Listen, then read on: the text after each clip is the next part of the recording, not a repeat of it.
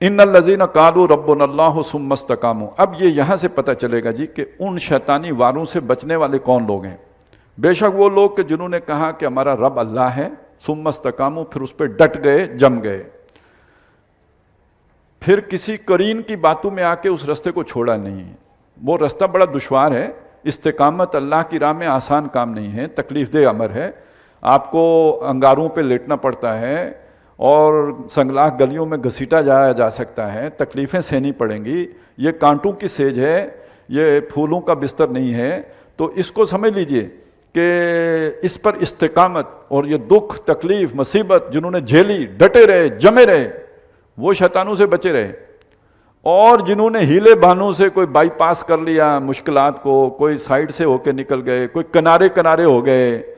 وَمِنَ النَّاسِ مَن يَعْبُدُ اللَّهَ عَلَىٰ حَرْفٍ. لوگوں میں وہ بھی ہیں جو اللہ کی بندگی تو کرنا چاہتے ہیں مگر ذرا کنارے رہ کے مشکلات میں اترنے کے لیے تیار نہیں ہیں. تو اگر ایسا ہو گیا تو سمجھ لیں کہ شیطان نے چکر چلا دیا ہے. استقامت کا تقاضا یہ ہوگا.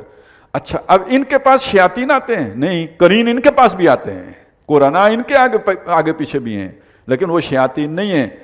تتنزل علیہم الملائکہ، ان پر فرشتے اترتے ہیں.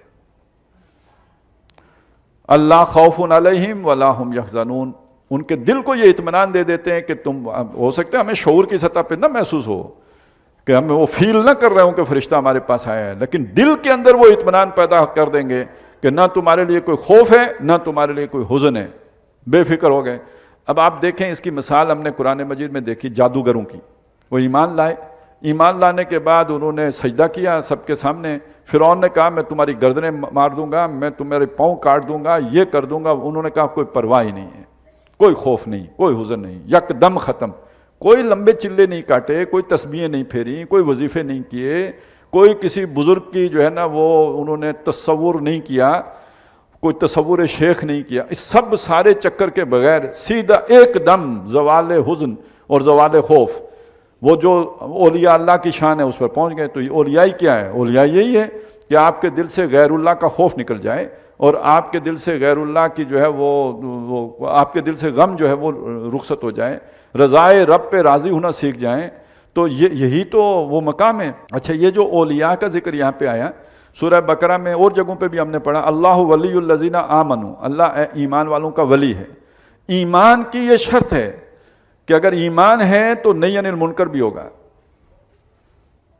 من رأى منکم منکرا فلیغیرہ بیدہ فإن لم یستطع فبلسانہ فإن لم یستطع فبقلبہ.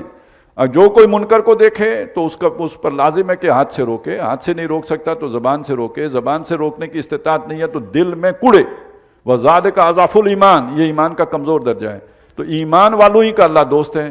اور اس ایمان کا تقاضا یہ ہے کہ منکر کے خلاف آپ کھڑے ہو جائیں، جس کا مطلب دعوت، جس کا مطلب آپ نے کھڑے ہو کے اس منکر کا منکر سے لوگوں کو دور کرنے کی کوشش کرنی ہے. سبحان اللہ والحمد للہ.